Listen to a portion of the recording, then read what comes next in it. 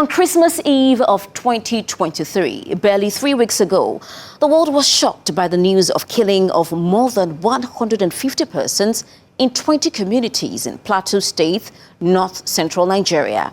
Following that unfortunate incident, Nigeria's President Bola Tinubu directed security agencies to scout for and apprehend the culprits. Well, local and international media reported the news, but it was not clear what instigated the attack.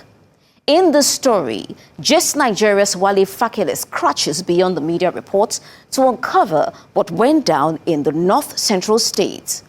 We would like to warn that some viewers may find some part of the story disturbing.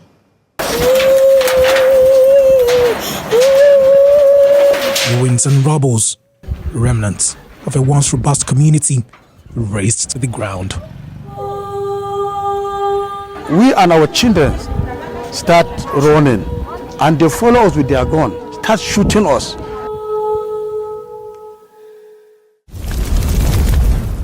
The attackers, scores of them, struck on Christmas Eve.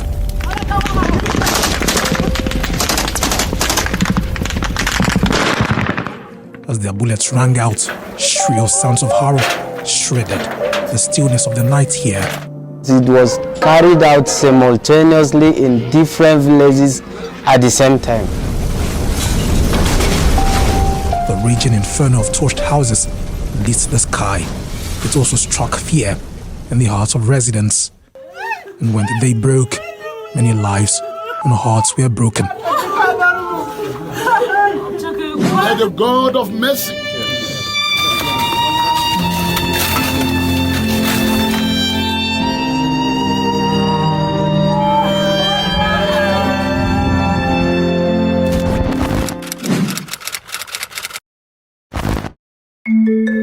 Plateau State, located in Nigeria's north-central, has seen increasing clashes since the early 2000s. The attacks and counter-attacks have pitted groups like the Birom, Fulani and Hausa against one another. These disputes over access to fertile lands and water have resulted in devastating human tolls. Party residents tell Just Nigeria that the reasons for these clashes seem to have recently taken a deadlier turn.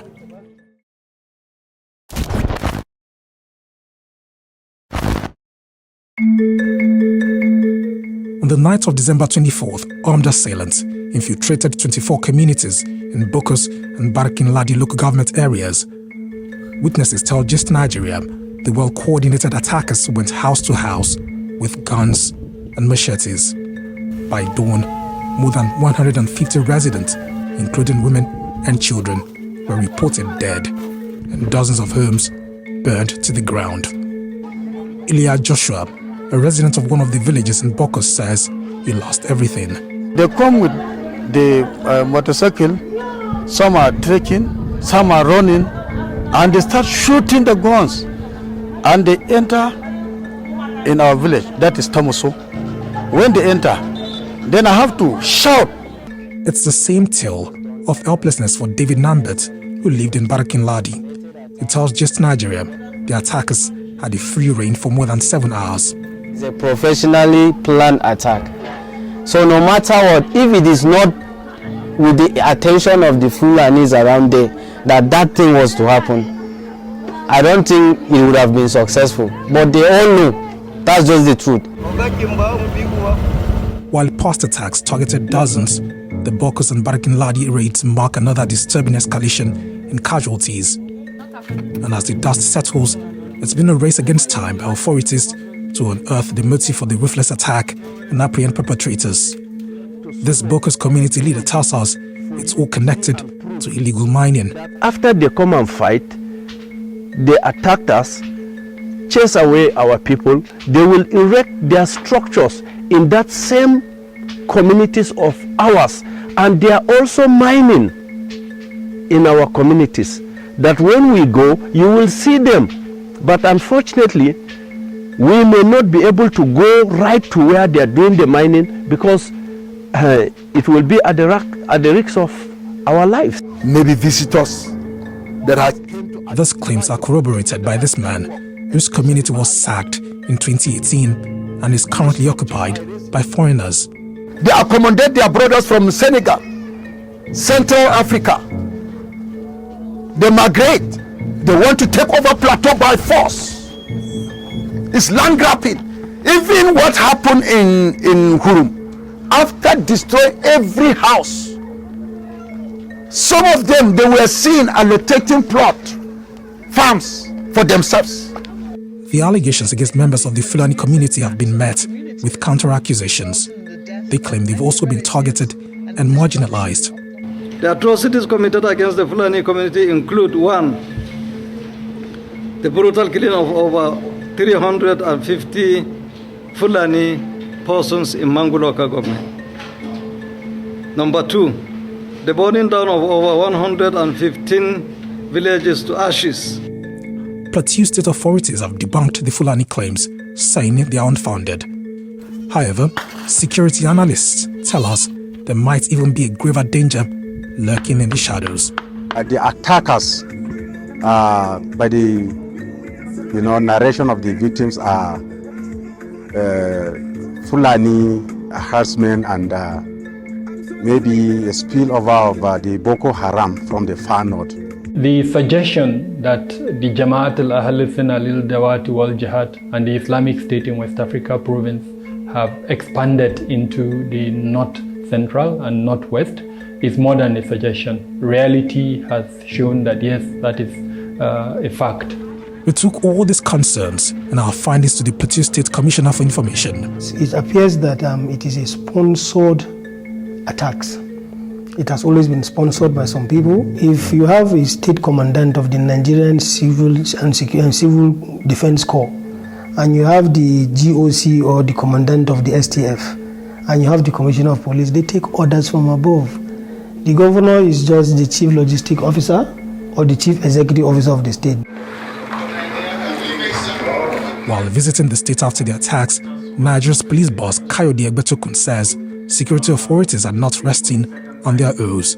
A special operation has commenced in this state today with the deployment of the tactical units. It will also interest you to know that 7 persons, in fact, as at the last count, there are now 8 of them under investigation in our custody.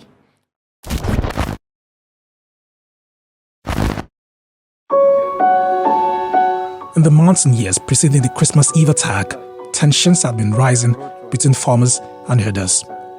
These disputes escalated strains along religious and ethnic lines, deepening divisions between communities that once peacefully coexisted.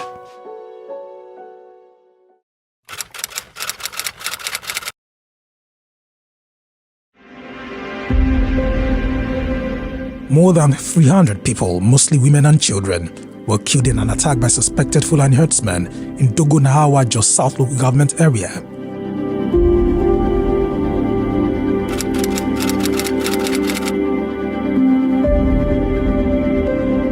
Twin bombings in Jos, the state capital, targeting the busy market and the bus station.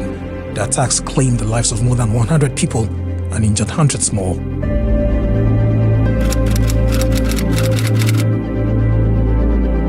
"44 people were killed in bomb explosions at a restaurant and a mosque around Bauchi Road.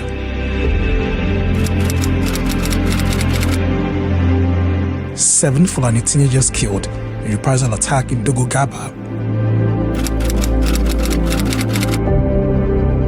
Several people killed in an attack on Yowa Zangam village in Jos North local government area. The land administration issues in Plateau State, it needs to be settled. People should have ownership of the land that belongs to them, as it were.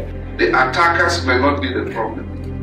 We must find out behind the attackers who are their sponsors.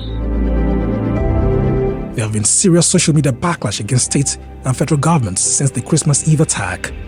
And while investigations continue, authorities face calls to address the threat and help traumatized communities like Bokkos and Barkin Ladi finally feel safe and protected after decades of needless suffering. Wali Fakile, Just Nigeria. So sad. But be part of the conversation. Tweet to us at Just Nigeria TV. We would like to hear from you.